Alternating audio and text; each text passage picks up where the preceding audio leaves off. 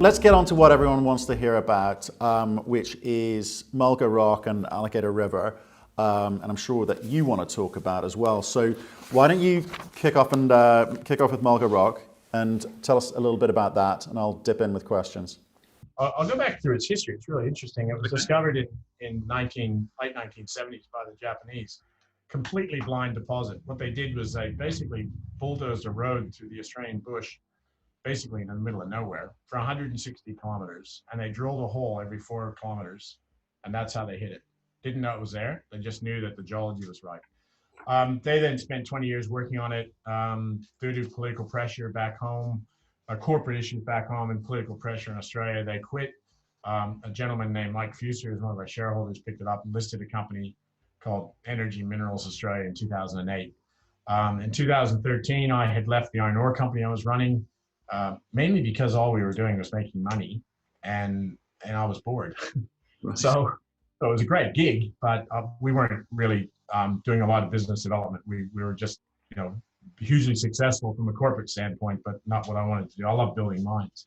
So I got involved back then, and we recapitalized the company, had a bit of debt, needed some money.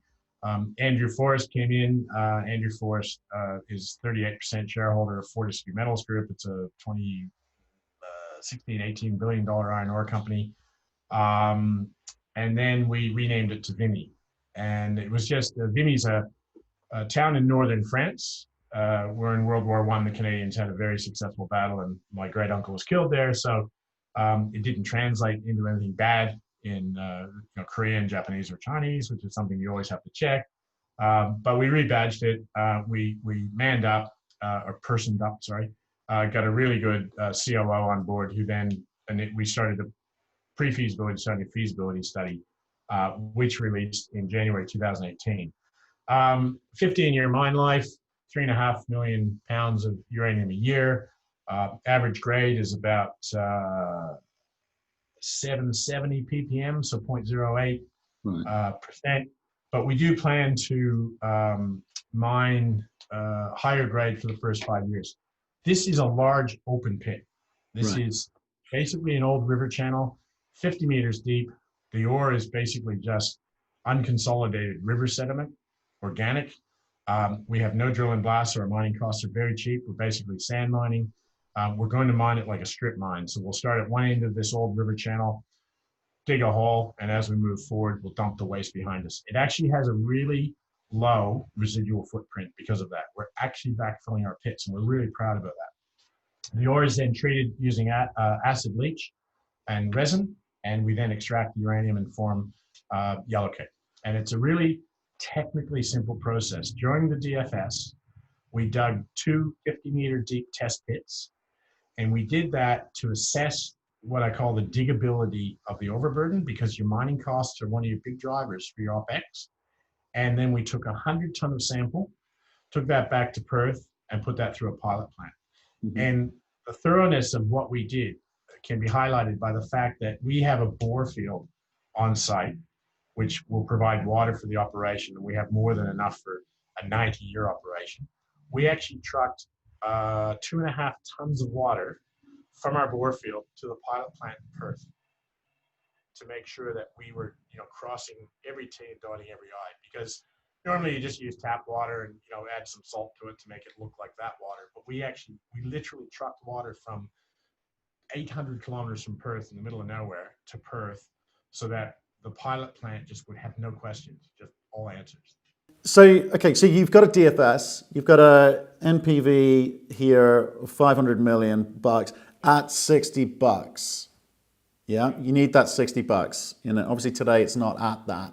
So you need something to change in the marketplace, obviously to monetize that. Not least of all, getting some cash into the company, presumably. And that's not going to happen again until the price moves. So, what's the position with regards to Mulga Rock at the moment? Is it just kind of sitting around and waiting for something to change, or do you continue to drill? How are you managing things? So we've got all the technical work is done. We'll obviously have to go back through the DFS at some point in the next year and actually reset some of the assumptions on costs. Cost of people, cost of equipment. I don't think the costs haven't blown out in any huge amount in Western Australia in terms of a mining boom. We think that the DFS is still pretty valid, but we need to validate it. So we'll certainly do that this year, but I wouldn't think those numbers would change too much. So the plan for us is this is a marketing-led financing. So we need to get contracts, which then lead to debt, which then lead to equity. So we need to have the contracts first, and that's where a lot of our effort has gone. The Section 232. Look, Section 232 has been it's been a double-edged sword, because yes, it has caused a lot of consternation, but it's actually pulled that rubber band back a bit. Meaning? Meaning, if the utilities had been writing contracts normally, Section 232 didn't happen. There was no hiatus in the contracting market. I think what would have happened is that a lot of marginal producers would have written not loss-making contracts, but marginal contracts to just keep going until the price went up. Whereas I think by having this hiatus, there'll be a little bit more urgency on the buy side. And I think what you'll see is you'll see a relaxing of what people want to pay to get that security of supply, because the hiatus has actually caused some people to go by the wayside. That's an interesting thought. If you think that people will relax those thresholds for I'm an ex-banker. We needed certainty on lots of different moving parts before we consider investing into something. So Mulga Rock is at that point where you've done the DFS. You're pretty much ready to go. We're working through what are called the secondary permits. So you need your mine closure plan, mine management plan. Those are like getting a permit to build your house. You just go through an exercise with the government, and we're currently doing that. It's a known process, and I know the Australian government at the moment isn't necessarily pro-nuclear, but it's letting you mine, yeah? Both sides. So we're about to have a federal election in May. The odds are now that the Labor Party will win, but they have a policy that allows uranium mining. Right. So that's not an issue. The state government have already said that we are allowed to proceed because we've got all the permits that the state government provides. So they've said that we can move forward. Right, and so that's not going to affect your secondary permits or licenses at all? No, it can't. In fact, it can't. And that's a good question, because the government, when they read into Parliament their uranium policy, they made it quite clear that they couldn't use that secondary process to frustrate our operation, and they haven't been. Right, okay. So that brings it back to the economics here. So, you're going to at some point, you've got some cash in the bank at the moment. How much are you sitting on?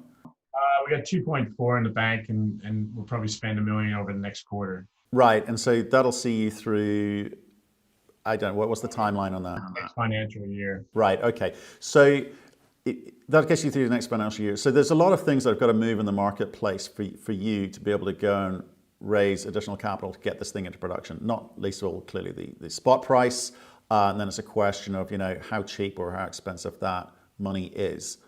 Yeah, but you're ready to go. Obviously, looking at secondary permits, and you're, from what you said earlier, that also puts you in a very good position compared to a lot of the juniors out there. Not everyone has the permits or even DFSs in place for people to be able to make that economic assessment. So you're feeling quietly confident you can get through to the point where you think the market will move.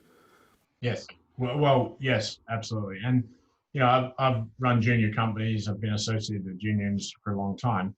And, you do have to go out and tap the market now and again. We have very supportive shareholders. So the last time we did a raise, both our 10% shareholder in Paradise and 14% shareholder in Forest Family Investments, they both followed their money. So, we have very good support from our brokers. So if we need to raise money, to keep the lights on, if you like, that's not a problem. Right. So we, that's not an issue. Now the question is, we get asked a lot, how does a company that's capitalized at $36 million raise that much money? Well, there's two answers to that. One is, if the market recovers to the point where we can make this work, then you're going to have growth in your equity side. Your market cap will grow. And the second thing is that when you look at this project from a technical standpoint, how quite simple it is, the low technical risk of this project, and you look at where a lot of commentators think the price is going to go in terms of the spot price, so the consensus price forecast, if you like, it does take us up to where we need to be. So, you got to remember that it's a 2-year build. So say we go into financial investment decision in 20, and we decide mid 20 that yes, we're gonna go on this. We've got financing. We're gonna go. It's mid 22 before you're producing. Now by mid 22, the general consensus is that the median consensus price is around 51. And if you add the normal margin to that you would see historically on a $50 price, it's up around 62. So those are just consensus prices. And that's stuff we'd like to get into the market. We've got a lot of information on this, and that's stuff we want to get out there. But I think, and that 62 would be a great price. 55 would work for us. 62 would be fantastic. So it's going to be market led. And as I say, it'll be market led by us getting the contracts. We've done a lot of work with banks. We know what our floor price needs to be. And so that's the trick. So get the contracts at the price that will allow the debt, and that'll allow the equity. It's hard work. It's not, I'm not saying, I'm not delusional. I don't think this is going to be easy. But I do believe that if the prices get to where we need them to be, we will make it work. And we have built mines before. So that bit of it, once the financing's done, that bit of it ironically, will be the easy bit. No, I understand that, and I think people should appreciate the fact that you have done this before, albeit in a different space, and these things, there are cycles, and they play the same way generally. You touched upon your shareholders there. Obviously, the Forrest family, very well known.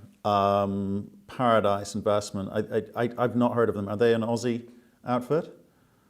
Yeah, they're based in Sydney. So used to be a fund run by David Paradise.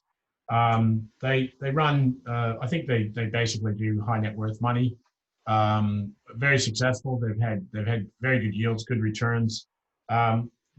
They're, what's the best way smart conservative is probably the best way. Right. They actually like the uranium space. They have a few investments in uranium. They also invested in BC Iron and did very well out of that. So they and I have a history. So they're backing. I guess they're backing the jockey as well as the horse.